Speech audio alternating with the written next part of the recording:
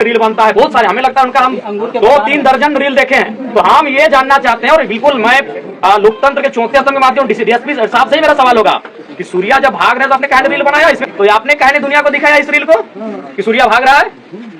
जब आपने उसके बाद की वीडियो को दिखाया, पुलिस आ रही है, बॉडी लेके जा रही है, तो भागने का एक वीडियो बना रहे थे, चूंकि तो रील वाले डीएसपी हैं। मैं आपको ये वचन देता हूँ कि इस विद्यालय में जो अनाथ बच्चे पढ़ रहे हैं उनकी पढ़ाई ना रुके, उसमें कुछ प्रतिशत मेरा भी योगदान होगा कि उनकी पढ़ाई ना रुके। किसी के साथ, किसी महिला के साथ दुर्व्यवहार की बात आती, किसी किसान के दूसरे साथ दुर्व्यवहार की बात आती, तो आप सूर्या भाई को गलत कह सकते थे, आप सूर्या को गलत कह सकते थे। लेकिन कंपनी का प्रसंग है तो आपको भी जान रहे हैं कि ईस्ट इंडिया कंपनी और आज की कंपनी में कोई अंतर नहीं है, केवल नाम बदला। इसलिए अगर इनका सरेंडर करने का दबाव इसलिए था कि कोई माइंस से संबंधित मामला था, कोई कंपनी से संबंधित मामला था, चाहे वो पत्थर की खदान हो या कोयला की खदान हो, तो पूरे राज्य को, सूर्या को अपराधी की नजर से नहीं, मेरे हिसाब से बागी की नजर से आप देख सकते हैं, अपराधी की नजर से नहीं देख सकते। क्योंकि आज केवल आपका गोड्डा का ललमटिया ही परेशान नहीं है विस्थापन को लेकर, आज आपका गोड्डा का ललमटिया ही केवल परेशान नहीं है कंपनियों के आतंक को लेकर। हम धनबाद से आते हैं और हमसे बेहतर दर्द को कौन जानता है। धनबाद यानी देश की कोयला राजधानी, जहां हमने अपना जमीन दिया और आज हमारा ही लहू, आज हमारा ही रक्त बह रहा है उस धरती में। ये तो सूर्या ने आवाज भी उठाया, धनबाद में अब आवाज भी नहीं उठती है, अब समझौता हो जाता है, लाशें अवैध कोयला खदानों के नीचे दम तोड़ देती हैं और वो बाहर तक नहीं आती। हम धनबाद से आते हैं, तो इसलिए अगर उनका सरेंडर करने का दबाव इसलिए पुलिस बना रही थी कि कोई कंपनी से विवाद था, तो मैं कहूंगा कि सूर्या को अपराधी की नजर से नहीं, उसे बागी की नजर से देखिए। क्योंकि कंपनी का क्या रूल है आज राज्य में, ये आपसे नहीं छुपा है। चाहे वो आपके संथाल परगना के पत्थर के खदान हो, चाहे हमारे धनबाद बोकारो के कोयला के खदान हो, या टाटा जमशेदपुर के उद्योग हो, हर एक जगह झारखंडियों का दमन हो रहा है, झारखंडियों का दोहन हो रहा है, झारखंडियों का शोषण हो रहा है, तो उसके खिलाफ हर कोई आवाज उठाएगा। आज एक सूर्य आया है, कल को न जाने कितने लोग आएंगे और ये कितनी गोलियां मारेंगे, ये तो भविष्य की बात है। हमें लगता है कि जिस दिन पूरे राज्य से आवाज उठी, इनकी गोलियां कम पड़ जाएंगी, इनकी गोलियां कम पड़ जाएंगी। और ये अस्मिता का सवाल है, ये इस राज्य की आदिवासी और यहाँ के मूलवासी की अस्मिता का सवाल है। ये राज्य आपका है, आज आप यहाँ मजदूरी की नौकरी के लिए तरस रहे हैं, आज आपके बच्चे सामान्य शिक्षा के लिए तरस रहे हैं, साधारण चिकित्सा के लिए आपके बच्चे तरस रहे हैं। आज क्या है आपके राज्य की स्थिति? आपके राज्य में क्या नहीं है? कोयला है, अभ्रक है, यूरेनियम है, क्रोमाइट है, ब्रोमाइट है, बॉक्साइट है, अनगिनत मिनरल्स हैं, और उन्हीं मिनरल्स पर इनकी नजर है। अंग्रेजों ने जाते जाते पूरी दुनिया को बता दिया था कि झारखंड के हिस्से में जर्मनी के तर्ज पर बहुत सारी मिनरल्स हैं, बाकी जो देश जहां मिनरल्स का खजाना है उसी तर्ज पर यहाँ खजाना है। और आपको याद होगा, इस देश के पहले राष्ट्रपति, the first president of India, doctor Rajendra Prasad ji ने कहा था कि जरूरत है यहाँ के लोगों को जागने की, नहीं तो यहाँ के खनिज संपदा पर दूसरे राज्यों के लोग कब्जा कर लेंगे। और आज आपसे छुपा नहीं है, आप बता दीजिए, आज आप बता दीजिए इन खनिजों से कितने लोग आप कहाँ पहुंचे, इन खनिजों के पैसे से आप कितने लोग कहाँ पहुंचे, आप बता दीजिए। तो आज सूर्या की जो लड़ाई थी आप भी जानते हैं, हालांकि लोग अब कहने से डरेंगे क्योंकि पुलिस का मामला आया है, लेकिन हमें कहने से, बोलने से परहेज नहीं लगता है, ना ही डर लगता है, क्योंकि मैंने सारी चीजों का अध्ययन किया है। उनकी लड़ाई में जो दबाव था, वह माइंस, वह कंपनी थी, वह क्रेशर्स थे, वह पत्थर के खदान थे, वह कोयला के खदान थे, वह राजमहल, साहेबगंज और गोड्डा से गायब हो रहे पहाड़ हैं। तो हमें लगता है कि ये तो आने वाले दिनों में ऐसी आवाज तो हर एक जगह से निकलेगी। अभी आप जाके देखिए, विशेषकर आपका भी बड़का गांव एक हजारीबाग में क्षेत्र आता है, वहां लोग 100 नहीं 1000 दिनों से धरना में बैठे हैं। जो कोयला कंपनियां वहां काम कर रही है, जबरन जमीन लेना चाहती है, 2000-4000 रुपया डिसमिल जमीन का रेट है भाई, काहे देगा कोई। तो ये जो विषय जिसको लेकर आज आप सूर्या को देखें कि उनका इनकाउंटर तक किया कर दिया गया, यह विषय राज्य के हर एक क्षेत्र में है। लेकिन लोगों ने समझौता कर लिया है, लोगों ने कंप्रोमाइज कर लिया है कि जो हो रहा है होने दो, क्योंकि हम लड़ नहीं पा रहे हैं। लड़ इसलिए नहीं पा रहे हैं कि आपको भी मालूम है, आज सत्ता जिनके पास है, पुलिस जिनके पास है, सरकारी जिनके पास है, वो इस राज्य को चला रहे हैं। ये नाम के, मैं आपको बार बार कहूंगा, हेमंत बाबू लाख कहें कि आदिवासी का बेटा है, आदिवासी की सरकार है, लेकिन ईमानदारी से कहिए चला कौन रहा है? आज यहाँ भारी संख्या में मैं चुकी है, आप अनुभव करिए चला कौन रहा है इस राज्य में। मैं यही, आप नाम किसी का, मैं चूंकि किसी का नाम जब सामने नहीं आया है और उसका जब जांच पड़ताल नहीं हुआ है, तो मैं नाम लिए बिना, आज मान के चलिए हेमंत दादा का सीट है बरहेट है ना, वो तो रांची में रहते हैं, लेकिन चला कौन रहा है? आज संथाल परगना को चला कौन रहा है? आज राज्य को चला कौन रहा है? आज इस राज्य को कौन चला रहा है? संथाल परगना को कौन चला रहा है? बरहेट को कौन चला रहा है? ये आपसे भी नहीं छुपा है। इसलिए आज ये जो घटना घटी, जिसने सवाल खड़े किए हैं, ये यही घटना है कि सूर्या वह शख्स था जो कंपनियों के गेट के बाहर खड़ा होकर कहता था कि आप काम सेकंड कीजिए, पहले एजुकेशन और हेल्थ की बात कीजिए। वो जाके कंपनी वालों से कहता था कि आप पहले हमारे गांव में स्कूल खोलिए, आप पहले हमारे गांव में अस्पताल खोलिए, फिर आप कंपनी का काम करिए, हम मना नहीं कर रहे हैं। ये आप भी जानते हैं। आज राजमहल की पहाड़ियों का क्या हश्र हुआ ये आप भी जानते हैं। आज गोड्डा के जंगलों का क्या हश्र हो रहा है ये आप भी जानते हैं। आज कोयला खनन के नाम पर क्या हश्र हुआ ये आप भी जानते हैं। तो इसलिए ये बहुत सवाल खड़ा करता है। उनके शरीर को आपने देखा, अगर गोली लगी थी तो शरीर जला कैसे, और जला ऐसे है आपको भी मालूम है। आपने भी कभी देखा हो किसी को अगर आग झुलसता है, गरम खाना, गरम दूध, गरम तेल अगर बॉडी में गिरता है या फिर कोई करंट लगता है तो जैसा बॉडी छिल जाता है वैसा छिला हुआ कैसे। बिल्कुल सवाल होता है। आपने भी उनके पार्थिव शरीर को मरने के बाद उनके शरीर को देखा होगा, या तो फोटो में या तो सामने आके। जी सब उस शरीर में जला हुआ निशान है, बहुत बड़ा दाग है जला हुआ। तो सवाल तो है, हाँ तो वही वो जला हुआ निशान तभी आता है जब या तो उसमें गरम दूध गिरे, गरम तेल गिरे, गरम चाय गिरे, या तो आग से झुलस जाए या फिर करंट लगे, इलेक्ट्रिसिटी लगे। ये तो सवाल। दूसरी बात सीआरपीसी धारा 46 और धारा 49 कहती है, हालांकि नियम तो टोटली नहीं, लेकिन वो कहती है कि अगर कोई व्यक्ति जिसपे आपको संदेह है कि उसका पूर्व से किसी असामाजिक कार्य में गतिविधियां रही हैं तो कम से कम उसका हाथ भी बांधा जाता है। हाथ तो बंधा नहीं था, अगर हाथ बंधा हुआ था तो आप तो ये बहाना भी नहीं बनाते कि बंदूक छीन के भाग रहा था। 46 और 49 के अनुसार हाथ बांधना भी है, यानी हाथ भी इनका नहीं बांधा गया। जिस जगह पे घटना घटी वहां कोई और घायल होने की सूचना तक नहीं है। अगर इनके साथी इन्हें छुड़ाने के लिए आए थे या फिर ऐसा कोई कृत्य हुआ था तो और कुछ घटनाएं जख्म की सामने आनी चाहिए थी, लेकिन ऐसा कुछ नहीं हुआ है। तो ये स्पष्ट है कहीं ना कहीं आज प्रशासन पर किसी का दबाव है। अब वो दबाव देने वाले कौन हैं ये मुझे नहीं मालूम है, वो जांच का विषय है। इसीलिए राज्य सीबीआई जांच की मांग करता है और हमें लगता है पूरा राज्य सूर्या हांसदा की इस एनकाउंटर पर सीबीआई जांच की मांग करता है। सीबीआई जांच हो, दूध का दूध पानी का पानी हो। अगर सीबीआई जांच से ये लगे कि हाँ सूर्या की असामाजिक गतिविधियों में सक्रियता थी तो परिवार भी अपने आप को सांत्वना दे लेंगे, क्योंकि हमने झारखंड के कई परिवारों को देखा है कि अगर उनके परिवार से कोई बेटा या बेटी अगर असामाजिक कार्यों में संलिप्त रहे हैं तो उन्होंने पार्थिव शरीर को लेने से बहुत बार मना कर दिया है। कई ऐसे बेटा बेटी का मैंने नाम पढ़ा है, मैंने देखा है कि अगर उनका गतिविधि असामाजिक कार्यों में रहा है तो वो खुद कहते हैं कि भाई जो हुआ अब उसके नियति में था, बिल्कुल लगा। लेकिन इसके पहले सीबीआई की जांच हो, अगर उससे लगे और उसमें अगर कोई दोषी पाए जाते हैं, चाहे पुलिस प्रशासन ही क्यों ना हो, उन पे कार्रवाई होनी चाहिए। आज क्योंकि हमने भी वीडियो में देखा जो डीएसपी साहब थे वो शायद वही रील वाले डीएसपी साहब है ना। हम उनको व्यक्तिगत नहीं जानते, मैं उस डीएसपी साहब को व्यक्तिगत नहीं जानता हूं, लेकिन उनको रील का बड़ा शौक है। हमने बहुत बार देखा है कि कभी बस में चढ़ के रील बनता है, कभी ट्रैफिक में रील बनता है, बहुत सारे। हमें लगता है उनका हम 2-3 दर्जन रील देखे हैं। तो हम ये जानना चाहते हैं, और बिल्कुल मैं लोकतंत्र के चौथे स्तंभ के माध्यम डीएसपी साहब से ही मेरा सवाल होगा कि सूर्या जब भाग रहे तो आपने कहने रील बनाया, इसमें तो आपको ज्यादा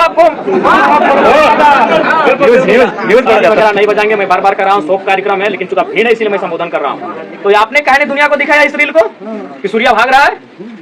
जब आपने उसके बाद के वीडियो को दिखाया, पुलिस आ रही है, बॉडी लेके जा रही है, तो भागने का एक वीडियो बना देते, चूंकि तो रील वाले डीएसपी हैं। आपने भी देखा है, मैं इनको नाम से नहीं जाता, मैंने देखा वीडियो में बोला रहे थे रील वाले डीएसपी साहब हैं। जो भी हमको नाम से उनसे कोई हमारी शत्रुता भी नहीं है, जो भी आप अपने पढ़ाई के दम पर आए हैं उनका हम सम्मान करते हैं कि वो डीएसपी है। लेकिन सवाल है, मैं उनका सम्मान करता हूं कि वो डीएसपी हैं, पढ़ लिख के वहां तक आए हैं, लेकिन सवाल ये है कि आप हर चीज का रील बनाते हो। रील इसमें भी दिखा देते कि सूर्या भाग रहा है। आप जो आरोप लगा रहे कि भाग रहा था, भागने पे ही एनकाउंटर होता है, तब भी दिखा देते। और दूसरा बात, अगर वो भाग रहा था तो गोली तो पीठ पे होनी चाहिए थी। पेट पे कैसे? इनको लगा कि ये पढ़े लिखे वही लोग हैं, वही लोग जेपीएससी यूपीएससी बैठते हैं, बाकी लोग तो यहाँ आदिवासी लोग, वो कहा इन लोग को लगता है। अगर वो भाग रहा था तो गोली पीठ पे होना चाहिए था, पेट पे नहीं होना चाहिए था। तो बिल्कुल मैं डीएसपी महोदय से सवाल करूंगा, और बिल्कुल ये सीबीआई जांच का प्रश्न बनता है कि गोली पेट पे कैसे लगा। दूसरा बात, जला कैसे, और जला उस तर्ज पे है जैसे मैं फिर रिपीट करूंगा कि इलेक्ट्रिसिटी वायर से टच होने से जलते हैं, गरम दूध के जलने गिरने से जलते हैं, गरम तेल के, गरम चाय के, कोई भी गरम खाना अगर बॉडी पे गिरता है और जैसा शरीर जलता है वैसा बॉडी जला गया। सीबीआई जांच हो, सीबीआई जांच हो। तो बिल्कुल ये लोकतांत्रिक भारत है। लोकतांत्रिक भारत में कोई अगर अपराध भी करता है तो उसे अपने वकील के साथ बहस करने का अधिकार है। ये लोकतांत्रिक भारत है। आप किसी पे सीधा कोई ठप्पा नहीं दे सकते हैं। कोई कितना भी बड़ा पेशेवर अपराधी क्यों नहीं होता है? लोकतंत्र उसे भी अपना पक्ष रखने की, अपने बात रखने की, अपना वकील रखने की आजादी देता है। तो सूर्या तो अनाथ बच्चों का विद्यालय संचालन करने वाला व्यक्ति था। सूर्या तो यहाँ के लोगों के लिए आवाज उठाने वाला व्यक्ति था। और एक सवाल मैंने बार बार कहा है, अब कुछ देर के लिए हम मान भी लें कि सूर्या का संबंध किसी असामाजिक तत्व से था, तो सवाल ये भी है, क्योंकि हम ये मानते हैं कि अगर कोई चोर के साथ रहता है तो उसे चोर कहते हैं। यदि कोई किसी को आत्महत्या करने के लिए उस्काता है तो जो उस्काता है वो भी दोषी होता है। यदि कोई, तो यहाँ किन कारणों से सूर्या असामाजिक गतिविधियों में गया? जिन लोग इन कारण में हैं, क्या उन पे आप कानूनी शिकंजा कसेंगे? क्या आप उन पत्थर खदानों के मालिक, वो कोयला खदानों के मालिक जो अवैध रूप से यहाँ खनन का काम कर रहे हैं, क्या पुलिस अपना दंडात्मक कार्रवाई उन पर करने का हौसला रखती है, उन पे करने का हिम्मत रखती है? हम ये नहीं जानते भाई कि कोई अगर किसी को आत्महत्या के लिए उस्काए तो जो उस्काता है वो भी गुनहगार होता है। तो सूर्या अगर असामाजिक गतिविधियों में आया तो जिन लोगों के कारण आया, जिन लोगों के अन्याय के कारण आया, जिन लोगों के अत्याचार के कारण आया, क्या ये पुलिस प्रशासन उनमें हिम्मत है, उनमें सामर्थ्य है कि उनके खिलाफ कोई कार्रवाई करे? उनके खिलाफ भी तो कार्रवाई होनी चाहिए। अगर एक आदिवासी राज्य में एक आदिवासी व्यक्ति मुख्य धारा से विपरीत हो रहा है, मुख्य धारा से विपरीत होकर किसी असामाजिक गतिविधियों की ओर आकर्षित हो रहा है, तो जिनके कारण हो रहा है उन पे एफआईआर कब कर रहे हैं, उन पे कानूनी शिकंजा कब कस रहे हैं, उन पे आप अपना दंडात्मक कार्रवाई कब कर रहे हैं? ये बहुत बड़ा सवाल है। आज असल में ये है कि आप अगर समझौता कर लें तो आप दुनिया में जी सकते हैं, चल सकते हैं। आप अगर विपरीत जाकर आवाज उठाते हैं तो आपका हश्र क्या होगा ये आपसे छुपा नहीं है। आज कई पहाड़ नहीं है तो जिनके कारण नहीं है, क्या उन पे कोई कानूनी कार्रवाई होगी? आज कई चीजें ऐसी हैं जिन पर क्रॉनिक कैपिटलिस्ट ने कब्जा कर लिया है। मैं फिर बार कह रहा हूं कि मैं कैपिटलिस्ट के खिलाफ नहीं, मैं क्रॉनिक कैपिटलिस्ट के खिलाफ हूं। क्रॉनिक कैपिटलिस्ट उसको कहते हैं जिनमें आईएएस, आईपीएस और मिनिस्टर के संरक्षण से, जिसमें बड़े बड़े लोगों के संरक्षण से लोग एक असमानता की खाई को उत्पन्न करते हैं। आज अगर संथाल परगना जैसी सामाजिक न्याय की धरती में, झारखंड जैसे सामाजिक न्याय की धरती में अगर क्रॉनिक कैपिटलिस्ट लोग हावी होंगे तो ये बहुत ही शर्मसार का विषय है।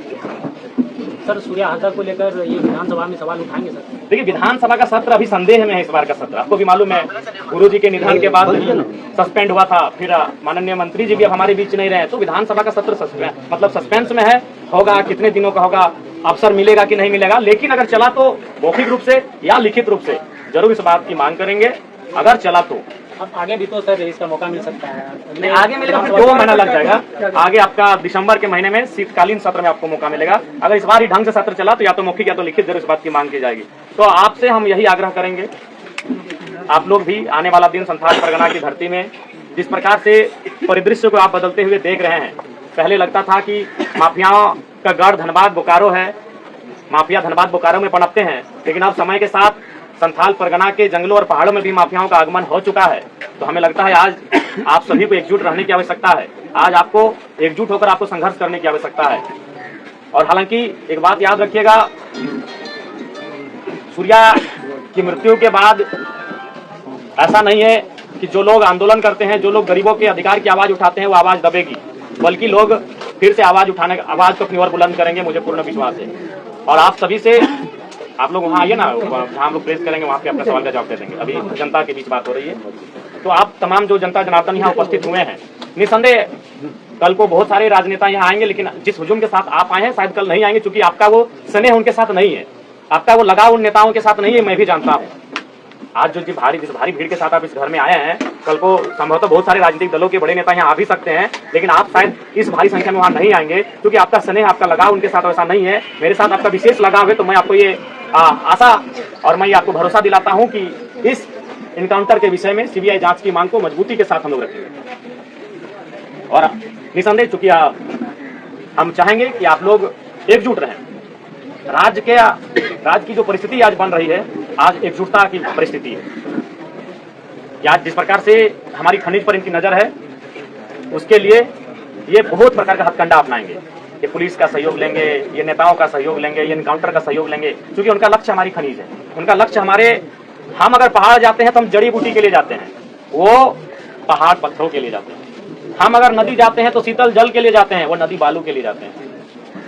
हम अगर खेत जाते हैं तो अनाज के लिए जाते हैं, वो खदान के लिए जाते हैं, वो उस मिट्टी के लिए जाते हैं, वो हर चीज में अपना व्यवसाय खोजते हैं, वो हर चीज में व्यवसाय खोजते हैं।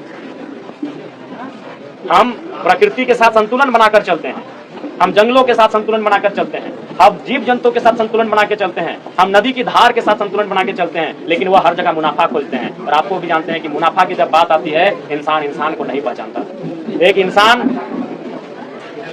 इंसान को भूल जाता है।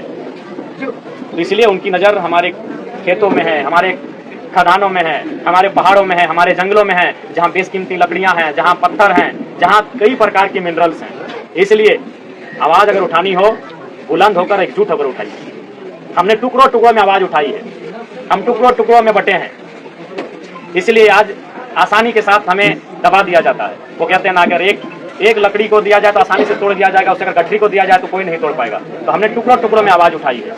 इसलिए आज सूर्या जी के घर, उनके परिजनों से मिलकर, और आप सभी जो उनके गांव के हैं, उनके आस पड़ोस के, उनके अगल बगल के हैं, जो मर्माहत हुए हैं इस घटना से, बिल्कुल हम तो बार बार कहेंगे, अगर उनको लगा कि असामाजिक गतिविधियों में उनकी संलिप्तता है तो उनको विधिवत रूप से कार्रवाई करते हैं, न्यायालय लेके जाते हैं, सजा सुनाया जाता, उनको कारावास में डाला जाता। और अगर उनको अरेस्ट ही करना था तो वो चुनाव लड़े थे, आपको भी मालूम है। तो चुनाव के टाइम तो सभी नेता अरेस्ट होते हैं, तो फिर उस समय कहीं नहीं अरेस्ट किया गया। और दूसरी बात, वो सम्मानित जनता ने उनको वोट दिया है। 2 बार उनको 25-26 हजार के आसपास वोट मिला है, 1 बार उनको 45 हजार के आसपास वोट मिला है। हालांकि इसी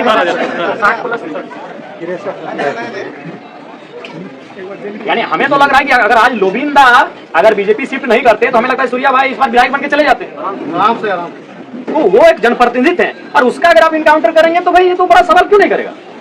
एक जनप्रतिनिधि थे, वो 4-5 बार चुनाव लड़ चुके थे, सम्मानित वोट ला चुके थे, 30,000, 40,000, 60,000 वोट लेकर आ रहे थे। तो इसलिए हर कोई सवाल करेगा, हर कोई सवाल करेगा। अगर वह असामाजिक गतिविधियों में संलिप्त थे तो फिर चुनाव लड़ने से प्रतिबंध आपने क्यों नहीं किया?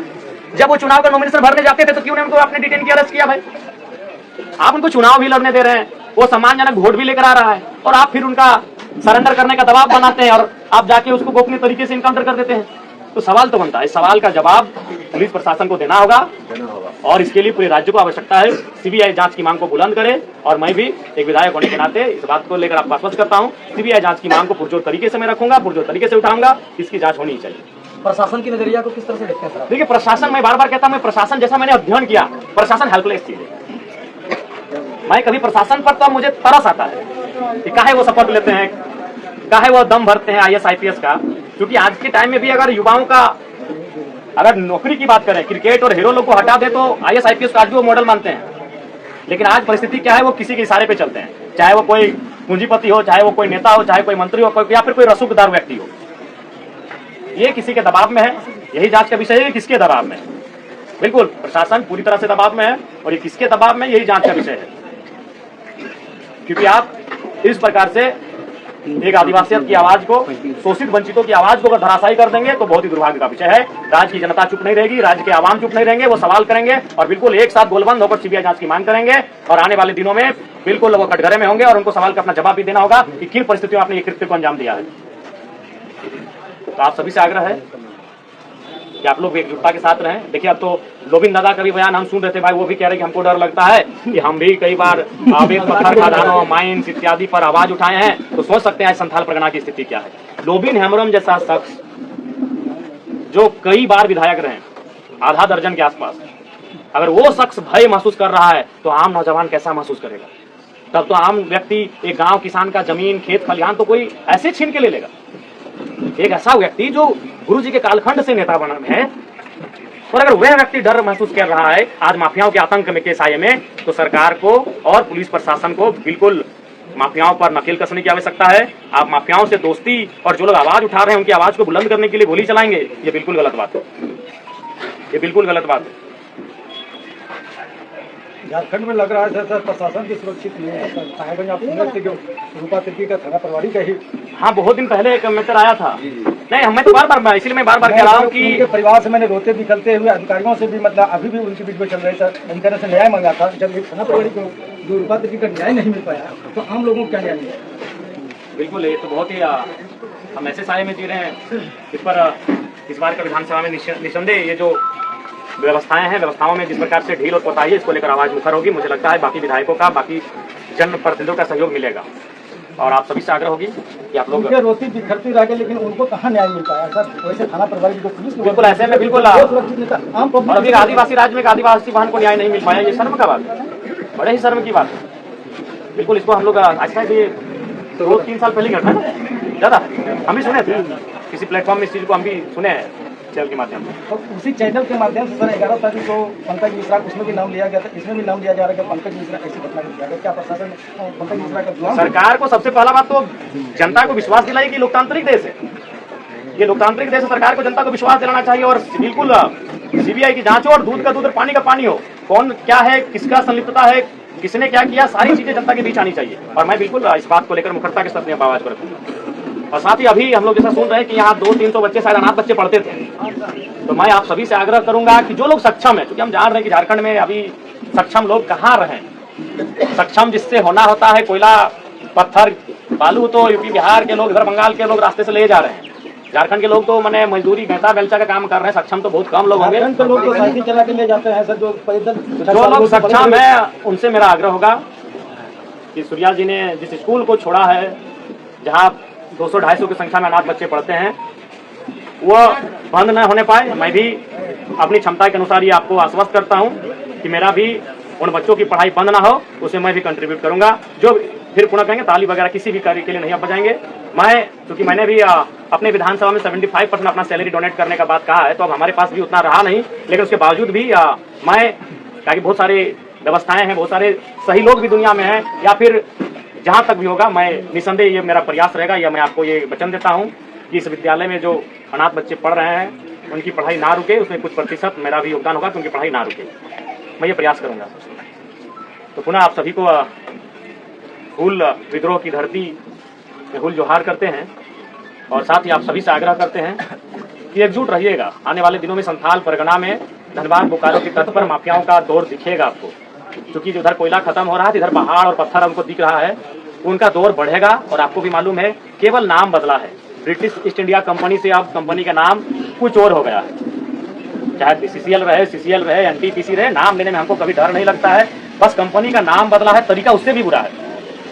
तो सर आम पब्लिक उनकी आवाज उठाएंगे तो उनके पास आम व्यक्ति को प्लानिंग से उठाना होगा और एकजुट होकर उठाना होगा और संख्या बल के साथ उठाना होगा।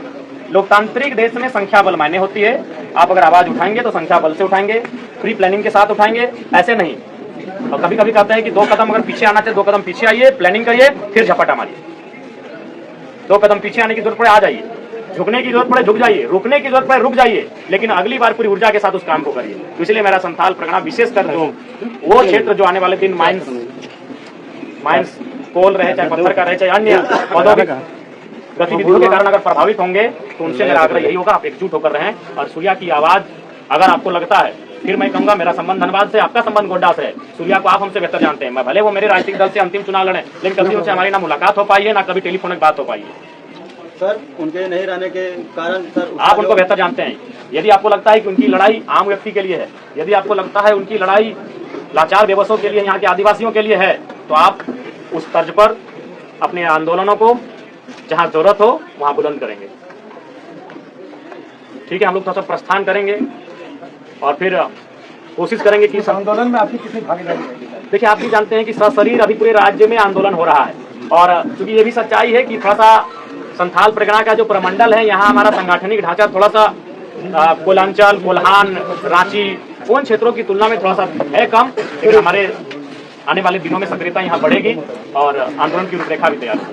अभी सर सूर्या हज़ार की जो छठी हुई थी, फिर भी वो आंदोलन करके जो आगे बढ़ने का काम करता था, लेकिन पूरी आम लोगों को दम नहीं है कि वो आगे बढ़ के संगठन को दम भरेगा। परिस्थितियाँ गांधी नहीं थे, गांधी एक बैरिस्टर थे, अंग्रेज साउथ अफ्रीका में उनको ट्रेन से बाहर फेंक दिया गया था, परिस्थितियों ने गांधी बनाया।